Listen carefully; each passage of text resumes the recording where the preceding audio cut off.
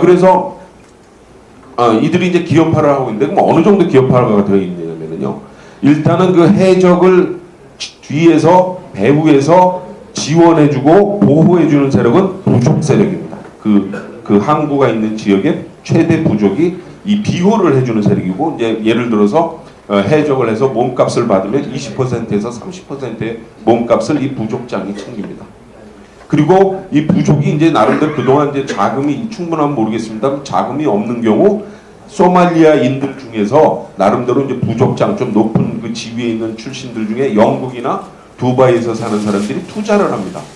이제 투자 세력이 있는 거죠. 이 사람들이 보통 그 30% 정도를 차지하게 되고요. 그리고 기타 이제 나머지 유지하는데 지원 뭐 여관을 운영하고 또 구금 시설을 운영하고 보급을 하는 사람들이 갖고 나중에 해적들은 이제 자신들의 이제 행동에 대한 그 보상만 받게 되는 겁니다. 그래서 이런 상당히 분업화되고 이 조직화되고 기업화된 것이 현재의 해적입니다. 그러면은 질문은 거예요. 왜 그러면은 그 동력선 2대를 타고 오는 또 뭐 세척의 뭐 배로 접근하는 이 해적선에 뭐 불과 20명 미만의 해적들에 의해 그 사모 드리머, 사모 주얼리오 같은 큰 만톤급이 넘는 또 뭐 이런 큰 선박들이 납치가 되느냐 이제 이거에 대해서 많은 이제 의문을 갖는 분들이 계시는데요. 이 해적들이 배를 세울 수 있는 이유는 뭐냐면요. 단순히 거기에 인질들의 목숨이 위험해서가 아니고 화물 때문에 그렇습니다. 그러니까 해적들이 꼭 갖고 다니는 무기가 소총은 자신들의 이 보호와 또 이 살상용으로 갖고 다니고요. 꼭 갖고 다니는 게 로켓포를 갖고 다닙니다. 요새는 이제 미사일까지 이제 소형 미사일까지 갖고 다닙니다. 그럼 로켓포를 여러 발 갖고 다니는 이유가 뭐냐면은 사모주리모 예전에 유조선이었죠. 지금 217일 만에 풀려난 사모주리모 유조선입니다. 큰 유조선이죠. 배를 세우라는데 안 세우면 그냥 로켓을 쏘겠다는 겁니다. 그러면은 이 유조선이 로켓을 맞게 되면 어떻게 됩니까? 뭐 환경적 제한뿐만 아니라 뭐 이 화물도 날리게 되고 거기 탄 이 선원들의 목숨까지 다 없어지는 거기 때문에 그래서 도저히 뭐 세우지 않을 수가 없는 게 그런 그 실정입니다. 그래서 결국은 이제 우리가 이런 그 소말리아 해적들을 완전히 소탕하기 위해서 현재 다국적군 함대 뭐 미국을 위시해서 이제 뭐 이 유럽과 뭐 지금 현재 중국과 일본도 참여하고 있습니다. 다국적 함대들이 이 지역을 이제 인도양 지역을 이제 순시하고 있는데요. 현재 그 함대 규모로서는 도저히 그 인도양 전체를 맡을 수가 없습니다. 워낙 넓은 지역이고요. 그리고 지나가는 배들이 너무 많습니다. 왜 소말리아에서 그렇게 해적들이 많이 들끓느냐 하시겠지만은 사실상 우리 세계 그 이 해상 물동량 중에 상당수가 그 수에즈 운하 아시죠? 이 인도양을 거쳐서 지중해로 가는 이 수에즈 운하를 지나야 유럽과 아시아가 연결이 됩니다. 근데 수에즈 운하를 들어가는데 그 작은 해협을 하나 또 지나게 된다. 이게 소말리아의 그 아프리카의 뿔하고 예멘 사이에 있는 바블 만답이라는 해협을 지나가기 때문에 이 지역에 해적들이 들끓고 있는 거고요. 그래서 결국 그 우리 이 다국적국 함대가 모든 그 이 선박들을 지킬 수가 없습니다. 우리나라 해상 물통량의 30%가 여기를 지납니다. 연간 약 600척 이상의 우리 배가 여기를 지나기 때문에 이걸 다 보호해줄 수는 없고요. 그럼 결국은 우리 이제 그 이 선사나 또 우리 이제 정부에서 법을 좀 정비해서 좀 우리가 자구책을 마련해야 되는데 뭐 여러 가지 이제 자구책이 있습니다만 첫 번째가 무장 보안 요원을 승선시키는 겁니다. 상당히 이제 비쌉니다. 무장 보안 요원을 승선시키는 부분인데 안타깝게도 우리나라에는 아직 그게 법제화로 안 돼 있습니다. 제가 중동에서 오래 있으면서 제가 이제 우리 그 국정원 대테러 정책위원을 하고 있고요. 경찰청에서 대테러 정책위원 하고 있고 외교부에 지금 또 자문위원을 하고 있는데 우리 그 대테러 정책위원한테 제가 이제 갖고 제안하는 게 우리나라도 좀 민간 경호 업체를 좀 활성화하자. 물론 우리 뭐 우리나라에도 좀 있습니다만은 이 무장을 한 그 경호 하는 업체들을 좀 해야 된다. 지금 뭐 이라크에서 활동하고 있는 블랙워터 뭐 이런 그 미국이나 영국 그다음에 그 남아공의 그 무장 경호 업체 혹시 들어보셨습니까? 우리나라 인사들이 이라크에 가면은요 이 블랙워터스 이 무장 경호 업체 미국인들이나 용병들이죠. 이 사람들을 쓰는데 하루 1인당 하루 그 무장 경호비가 2,500불에서 3,000불입니다. 하루에요. 근데 제 생각에는 우리나라에 얼마나 훌륭한 인적 차원이 많습니까? 우리 이 특수부대 출신도 많고 이런 부대도 많은데 이제 이런 것들을 좀 우리가 활동할 수 있는 그런 그 법적인 문제를 좀 해결하고 이런 것들을 좀 설립하게 해주면은 무장 보원 요원을 승선을 시키게 되면 화물선에 한 명 정도라도 상당히 나름대로 해적이 접근했을 때 매뉴얼을 가지고 행동할 수 있고 또 해적이 멀리서도 접근할 때 어느 정도 뭐 위협 사격으로서 좀 퇴치할 수 있는 상당히 예방하는 점은 상당히 중요하다고 볼 수 있고요. 두 번째 이제 그 선박에 최근에는 강철 피난처라는 거를 소위 말해서 격실이라고 하는데요. 완전히 강철로 만들어서 안에서 문을 걸어 잠그면은 이 해적들이 승선을 하더라도 이 선원들을 인질로 잡을 수 없는 하나의 그 격리된 방을 만들자는 겁니다. 근데 이게 사실 유럽이나 일본은 다 지금 의무화하고 있어요, 법적으로. 이거를 만들도록 되어 있습니다. 근데 우리나라는 아직까지는 그 뭐 법제화는 안 하고 있는데 지금 정부에서 이제 추진한다고 합니다. 이것을 만들게 되면 뭐 어떤 게 가장 중요하냐면요. 이번에 우리 군사작전이 굉장히 저는 성공적이라고 평가하는 이유 중에 하나가 정말로 어려운 작전이었습니다. 왜냐하면 그 가장 큰 이유는 인질과 해적이 서로 섞여 있는 상황에서 그렇죠? 이 군사작전을 펼쳐서 모든 이 인질을 그 전원 석방시키고 해적들을 전원 사살 혹은 체포했다는 건 굉장히 어려운 작전인데 상당히 성공적으로 이제 수행해냈다고 보는 건데요. 앞서 말씀드린 바와 같이 이 강철 격실을 만들게 되면 어떤 효과가 있냐면요. 일단 인질들이 해적들 손아귀에 또 해적들 총구 앞에 놓이지 않으면요. 군사작전이 아주 쉽습니다.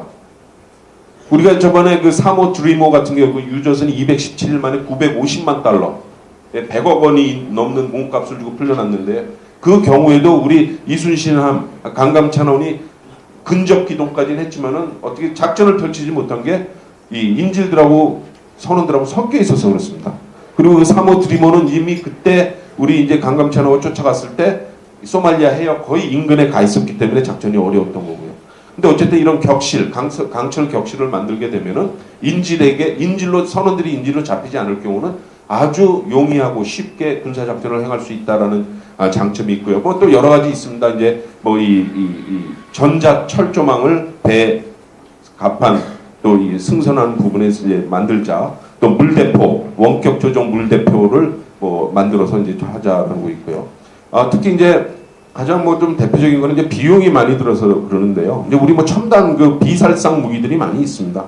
이 음파 이 공격 장비라든가 또한 이제 레이더죠. 이 정상적인 항로를 거치지 않고 자신의 배에게 접근하는 이런 배들을 미리 파악할 수 있는 레이더. 지금 현재 대부분 선박들이 민간용 레이더는 갖고 있습니다만 좀 이거를 첨단화시킨 군사용 레이더를 가지면은 뭐 상당히 멀리서 오는 이 비정상적인 방향으로 운항하는 이런 선박을 파악하고 다국적군의 요청을 구하면은 이 근접하기 전에 우리가 이제 해적을 아예 물리칠 수 있는 이런 여러 가지 대안이 있을 수 있습니다. 그래서 소말리아 이번 사태를 좀 우리가 겪으면서 뭐 우리 군도보다 이제 좀 첨단화되고 또 국제적인 좀 활동을 좀 넓혀야 될 것 같고요.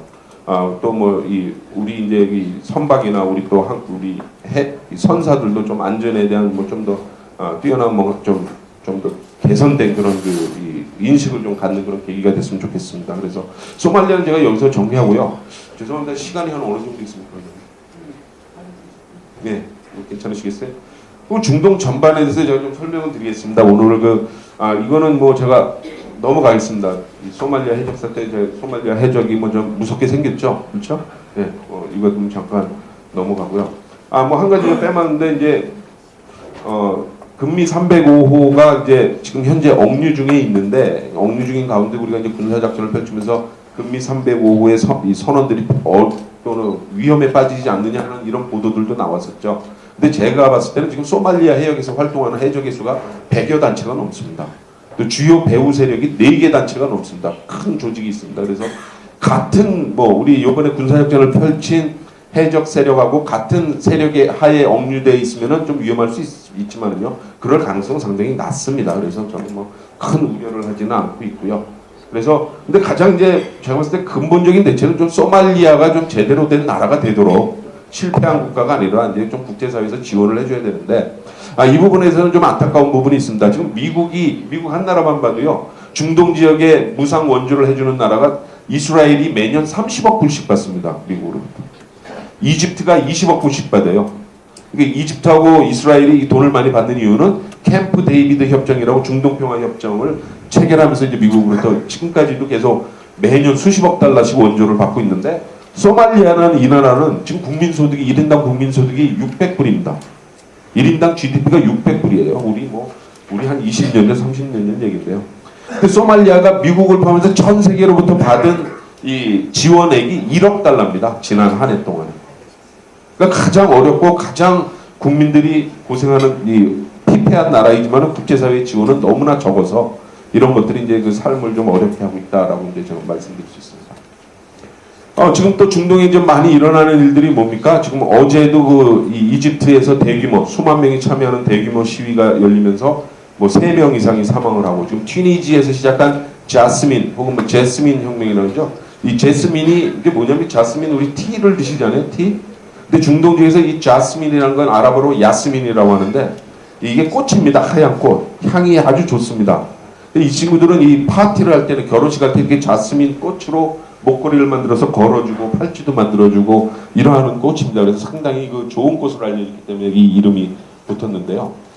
저는 정말 제가 기대했던 일이 지금 생겨나고 있습니다. 제가 중동 정치를 지금 25년간 공부하고 있지만은 사실상 단 한 번도 이렇게 제대로 된 이 풀뿌리 민주화, 그러니까 민중들이 이 정부에 좀 나서서 하는 그런 그 운동이 여태까지 단 한 번도 없습니다. 중동에서 혁명이 성공한 나라, 민중혁명이 성공한 나라는 단 한 나라밖에 없습니다. 어딘지 아세요? 이란의 이슬람 혁명. 1979년에 이란의 이슬람 혁명이, 물론 이슬람 이데올로기는 있지만 이게 최초의 민중혁명입니다. 그 외에는 이제 쿠데타나 이런 것만 있었지만은, 지금 79년은 몇 년 전입니까 도대체? 41년 전에, 31년 전입니다. 31년 전에 민중혁명 한 번 있었고, 여태까지 단 한 번도 중동에 20몇 나라가 있어도 한 번도 없었습니다. 아까 제가 말씀드린 대로 그 정도로 파워에 약한 사람들이죠. 물리력이 약한 사람들입니다. 그래서 어쨌든 지금 이번에 이 튀니지 사태가 이제 뭐 이집트를 포함해서 예멘, 이제 여러 나라로 이제 번져가고 있기 때문에 이제 앞으로 저가 굉장히 관심 있게 보고 있는데요. 그럼 얼마나 이 사람들이 불만에 쌓였길래 이렇게 하느냐? 제가 한마디 대표적인 예를 들면, 지금 이집트에서 이제 제가 이집트의 그 이슬람 운동 테러 세력을 전공을 했는데요. 이집트 정부가 이 테러 세력 혹은 또 이슬람 과격 세력, 반정부 세력을 체포하기 위해서 어떻게 하냐면요. 용의자가 있으면 용의자 가족들을 체포해서 감옥에 넣어버립니다. 자수할 때까지요. 그러니까 이제 우리도 뭐 우리가 했던 거하고 뭐 비교가 안 될 정도로 과거에 엄청난 그 탄압을 하고 있습니다. 실질적으로 뭐 무슬림 형제단이라는 거 혹시 들어보셨습니까? 이슬람 세력인데 온건 세력이에요. 무슬림 형제단은 선거에 참여해서 정권을 바꾸겠다는 상당히 온건한 운동을 하는데, 이 이집트의 무바라크 대통령은 무슬림 형제단에서 30년 동안 정당으로 인정을 해주지 않아요. 위협이 되는 세력은 정당으로 인정도 안 해주고, 그 정도로 이제 비민주적인 독재가 수십 년 동안 집권되기 때문에, 이번에 튀니지 언론 보도 나오시는 거 다 보셨죠? 이 대통령 아들이 주요 사업은 다 하고 있죠.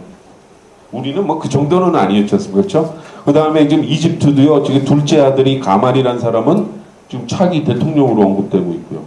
첫째 아들은 굵직한 사업을 다 하는 비즈니스맨입니다. 그러니까 이 가족들이 이 국가의 부와 권력을 다 차지하려는 이런 것들 때문에 이제 상당한 불만이 있고, 이런 것들이 이제 앞으로 조금 더 확산될 것이다. 그래서 중동이 앞으로 조금 좀 혼란할 가능성이 높습니다만은 저는 상당히 긍정적으로 평가하고 있습니다. 어쨌든 민주화로 가기 위해서는 거쳐야 될 또 단계일 수도 있다라고 저는 이제 보고 있습니다. 이슬람 운동 테러리즘, 제가 뭐 재밌는 얘기들이 많은데 제 전공입니다만 지금 뭐 시간이 없어서 오늘 설명을 못 드리고요. 이게 이제 이 그림이 뭐냐면은요, 2006년 그 무함마드 만평 사태라고 혹시 들어보셨어요? 벨기에 신문이 무함마드의 만평을 그려가지고 이 당시 뭐 파키스탄, 리비아, 뭐 요르단 뭐 그 서방 대사관들이 공격당하고 불타고 했던 사건입니다. 그 사건에 그렸던 이제 이 만평 중에 하나인데, 뭐 이슬람권에 대한 이제 이슬람권이 조금 정상적이긴 않지만 이슬람권에 대한 서방의 시각도 좀 최근에 테러가 발생하는 원인이 되고 있습니다. 왜냐하면은 무함마드의 얼굴을, 이슬람의 사도죠. 이슬람을 창시한 무함마드의 얼굴을 그렸는데 이 터번이 뭐예요? 폭탄이죠. 근데 폭탄도 불에 타고 있는 폭탄이에요. 그러니까 이슬람이 폭력적이다라는 건데, 이 무슬림들이, 이슬람권 사람들이 더 분노하는 가장 큰 이유는 이 폭탄 때문이 아닙니다. 이 얼굴 자체 때문에 그렇습니다. 예. 뭐 산도적 같이 생긴 거는 둘째치고, 이슬람은 종교라는 것은요, 어쨌든 유대교, 기독교하고 뭐 나름대로 뿌리를 두고 생긴 종교인데요. 이슬람 종교의 가장 큰 주장은 유일신 사상입니다. 참고로 저는 이슬람 신자 아닙니다. 네, 유일신 사상입니다. 그럼 무슨 얘기냐? 유대교도 유일신 사상이고, 기독교도 유일신인데, 근데 이슬람은요, 이 기독교의 삼위일체를 부인하기 위해서 유일신을 더 강조하는 종교입니다. 그러니까 이 알라 외에는 뭐 이 중간에 뭐 예수 아들도 없고 아무도 없다는 거죠. 알라 한 분만 있다는 거예요. 이걸 주장하는 종교가 이슬람입니다. 그래서 가장 터부시하는 게 뭐냐면은 우상 숭배입니다. 그러니까 하나님 뭐 혹은 알라 외에는 아무런 존재가 없다는 거예요. 그래서 무함마드 얼굴을 절대 안 그려요. 이슬람에서 보시면 이슬람에는 성화가 없습니다. 성화. 우리 기독교에는 우리 예수님 얼굴이나 뭐 마리 얼굴 우리는 성화들이 많잖아요. 이슬람에는 성화가 없어요. 시아파는 좀 예입니다. 지금 이란의 뭐 소수 시아파는 예인데, 이슬람 주류를 차지하는 수니파 90%는 이 성화라는 자체가 없어요. 무함마드의 얼굴을 절대 그리지 않습니다. 그래서 혹시 이슬람 모스크 이런 데 가보셨어요? 뭐 정모라 이런 거 하나도 없습니다. 다 기하학적 문양으로, 아라베스크 문양이 뭡니까? 다 기하학적 문양으로 다 들어가 있죠. 예? 근데 이 얼굴을 그렸다는 자체 때문에, 예? 굉장히 이제 분노를 했던 것들 중에 하나입니다. 그래서 요거는